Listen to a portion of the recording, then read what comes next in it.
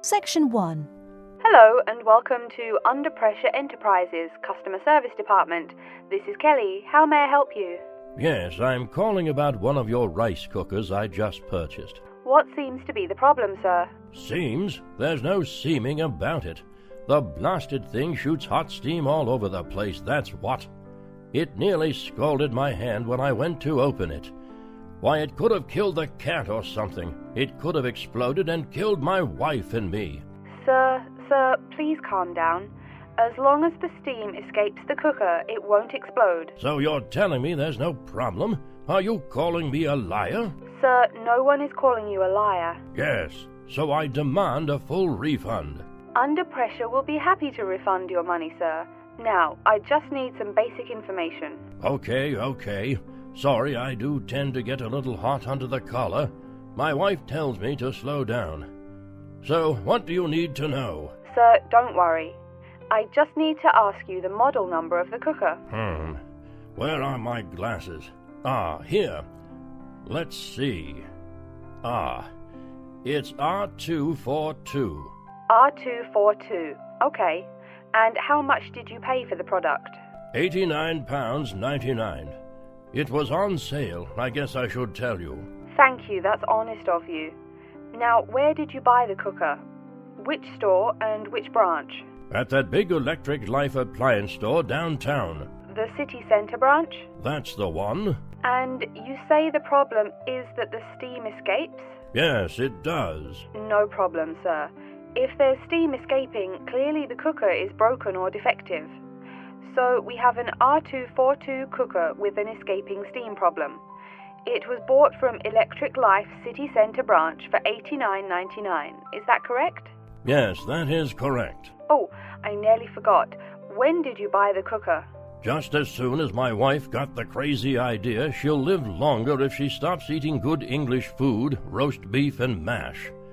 No, all she says she wants is rice and vegetables and sauces you'd not soak your feet in. Sir, when did you buy it? Oh, there I go again. Let's see. We bought it just 6 months ago. We hardly use it either.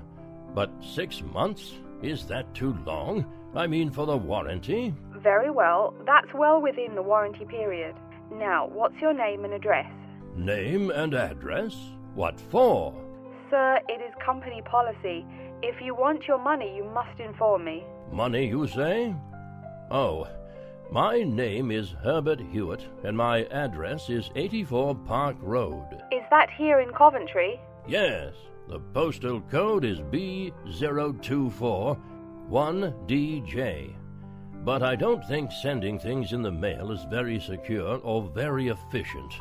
I mean... Don't worry, Mr. Hewitt, don't worry. We can credit the money to your credit card.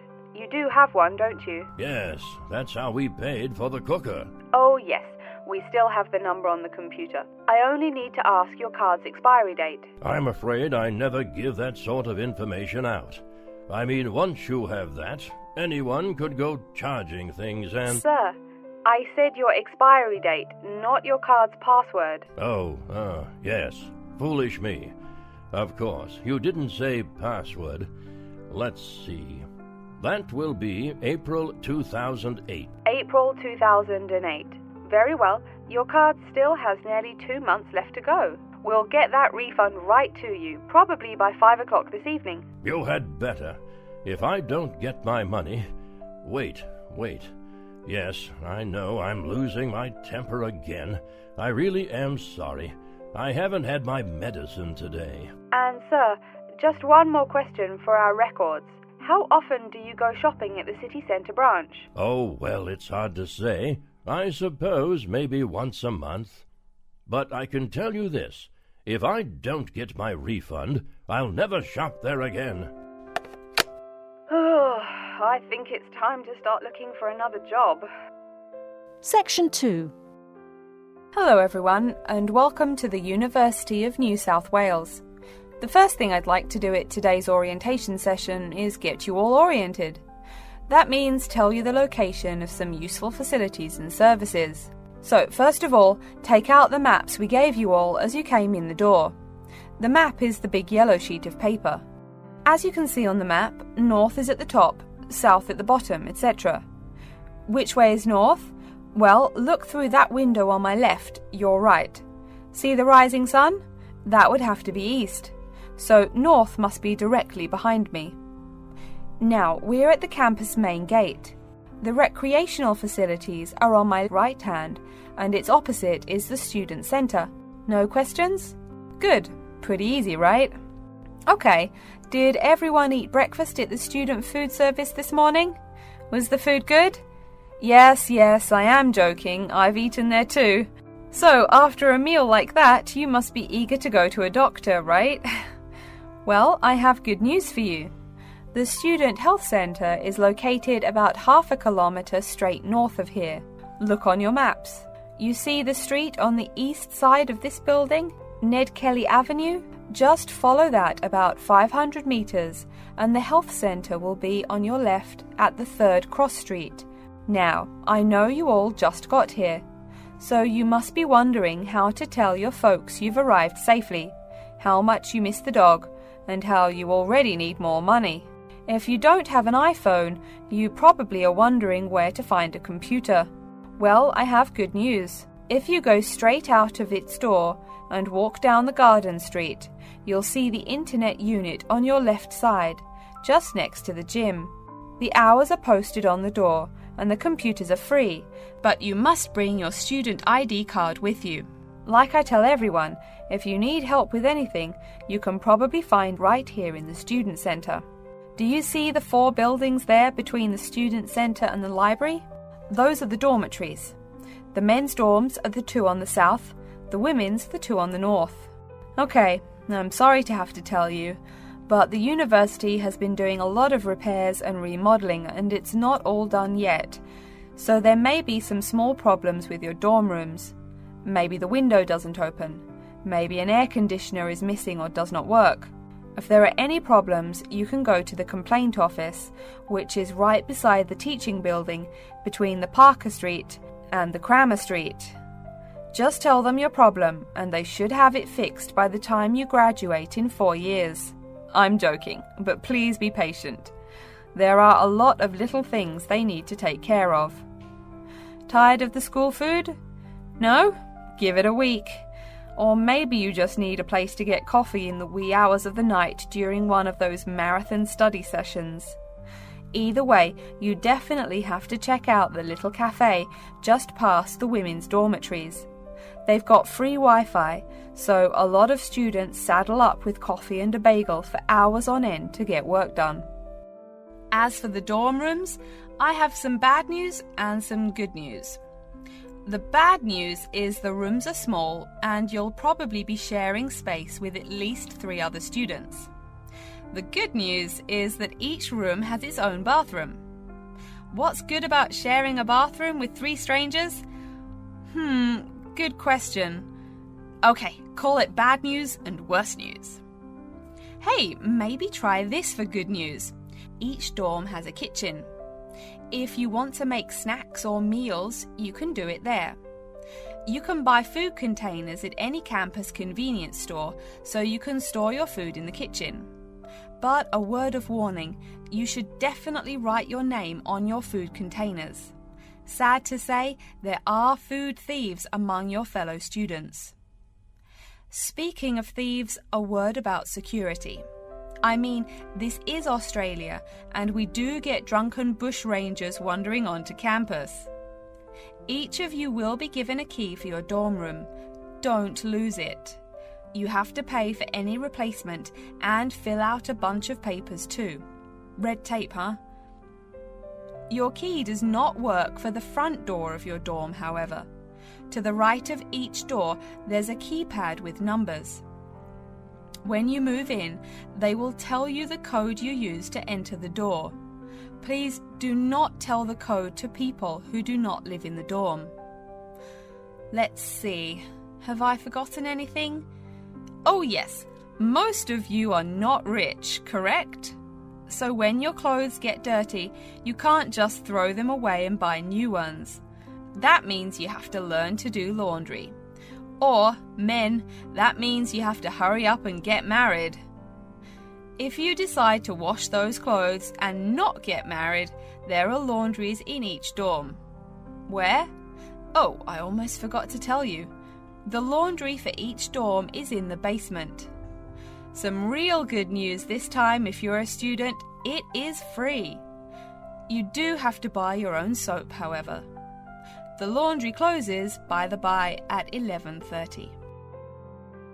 And now that I've mentioned 11:30, please remember, the dorm doors are locked at 11:30 p.m.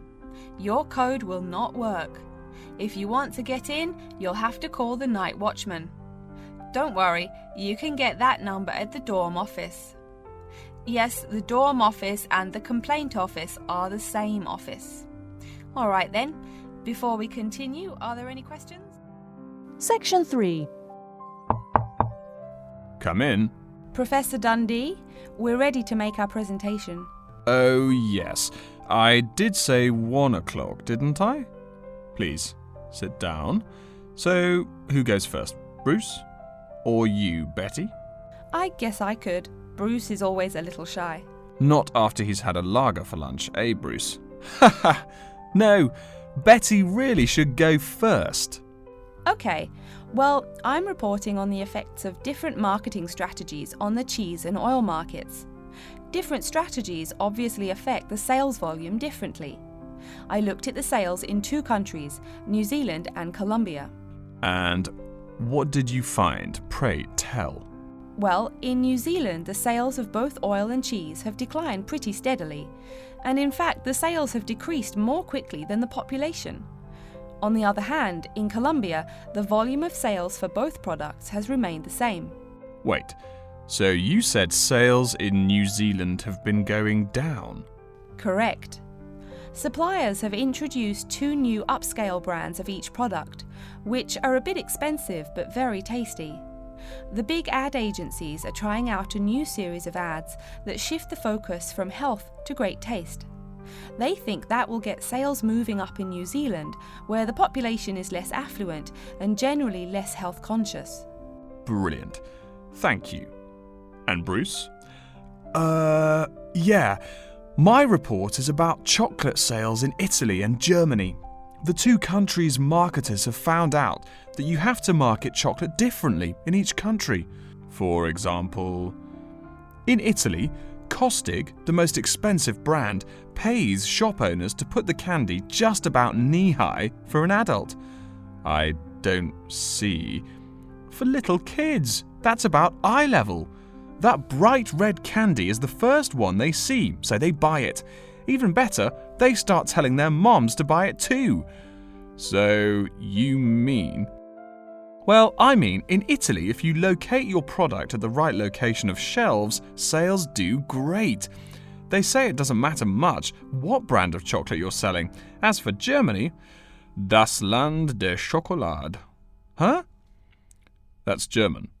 It means the land of chocolate. Germans love the stuff, so people make a joke and call Germany that.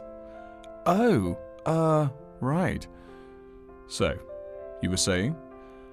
Well, like you pointed out, Germans love chocolate, but they're thrifty. For a long time, the biggest selling brand was Schmutzig, mostly because it was the second cheapest, but didn't taste too bad. Again, brilliant. A pretty good job, both of you. Tell me, what do you plan to investigate next week? I'm especially interested in the effects of colour on sales of products, so I'll be looking at ads for cosmetics and cleaning products in the local market. You know, like the distinct orange colour of Mr. Muscle, lavatory cleaning products. And you, Bruce? I'm focusing on the effects of different containers on sales of cookies, so I'm going to look into packaging for cookies and how the materials they use will affect the image, and in turn, sales. You know, most containers are paper, but some expensive cookies come in metal boxes. The shiny metal boxes catch people's attention, and the image remains in the memory longer. Well, it sounds like you two are all set. But as always in this course, I urge you both to pay much more attention to the advertisement extensions. That's often the key. All right? Any questions for me before you go? No, I think I'm all set. Thanks. Me too. Thanks, Professor Dundee. See you later. Section 4. Good afternoon, ladies and gentlemen. I'd like to take this opportunity to welcome you to our exhibition, 2 Centuries of the Bike. Let's stroll around the exhibition, shall we? Although there were a few early efforts back in the 1700s, you didn't really see many bikes till, say, the 1830s in England. Bikes were a response to the rapid growth of cities early in the 19th century. Cities like London were getting too big to walk across. The early bike let people travel with less effort than walking. Plus, a bike was a lot cheaper than a horse. Think of it. No one invented a bike for, 5,000 years of human history. Why did people do it then? Probably because this was the start of the machine age. People wanted machines to do all the work. There were some drawbacks, however. For one thing, there were no pedals. You simply pushed yourself along using your feet, kind of like today's skateboard. That meant you went fairly slow, and uphill you actually worked harder, pushing that two-wheeler. Plus, the wheels were made of wood covered with metal, as you can see from this model. So the downside was that the ride was quite uncomfortable on most roads. Only a few gadget lovers had or used them. By the 1860s, though, improvements were being made. As you can see from this specimen, metal frames had become the rule. They are more durable than wood, and they don't warp in the rain. The biggest improvement, however, was the development of the chain and sprocket system. They're connected. This meant you did not push the bike. You used pedals, just like today. You had to try harder to balance, so it took some practice to figure out how to use the pedals. But it made the ride so much easier. As a result, the good thing was that you could ride a lot more smoothly and with very little effort. By the 1880s, another big change was the use of rubber wheels. These became pretty common at that time. Though the first ones were solid rubber, the ride was a good deal more comfortable than the old iron and wood system. This is a big consideration because the faster you go, the more you feel every bump. Air-filled tyres, pneumatic tyres, didn't really come into use till around the year 1900, as you can see from this exhibition over here. That made the ride even more comfortable. So by 1890 or so, people were going a lot faster and a lot more smoothly. There was one problem when you were going quickly and comfortably. Oh no, how do I stop? Yes, we all laugh now, but for a long time the only way to stop was to drag your feet. That didn't work very well, and it would be dangerous if you were going fast. In the crowded cities of those years, New York, Chicago, and so on, you would get killed if you couldn't stop for, say, a streetcar. Plus, look at this bike. The front wheel is nearly 1 meter and 2/3 tall. They made them that way so you could see over people in wagons, but you couldn't drag your feet. This model is called a velocipede, a speed pedal. Another characteristic of the bike in this period is that it has 2 equal-sized wheels, which signaled a big change in bikes. For with the velocipede, brakes appeared. If you wanted to stop, you just pushed the pedal backwards. Doing that stopped the back wheel of the bike. This technique worked a lot better than dragging your feet or jumping off the high seat there. This meant that bikes became a great deal safer. It would have been safer if people wore helmets, but the first bicycle helmet wasn't invented until years later, and even then, it was little more than a leather ball cap. It really wasn't until the 1970s that the bike helmet was modified to provide some real protection. Before continuing on to look at developments since the 1890s, let's say a word more about safety. Everyone knows if you're going downhill, you can get going dangerously fast. To go more than 100 kilometers an hour isn't all that difficult. But even on level ground, it's easy to go too quickly. On a city street, today's bicycles can be ridden at a speed of over 40 miles an hour over a short distance. That's about 64 kilometers an hour. Remember, you're on a bike, not in a car. There's nothing to protect you. People are killed in single bicycle accidents every day, just from hitting the road. A good rule to remember is, if you're going faster than the cars, slow down. And please wear a helmet. Nearly 1/4 of the epilepsy cases come from head injuries in accidents on bikes and motorcycles. I don't mean to scare you, but safety is everyone's business. What? Now that's a good question. Why are today's bikes so much faster? Well, it's not just that today's athletes are faster. The answer is partly mechanical.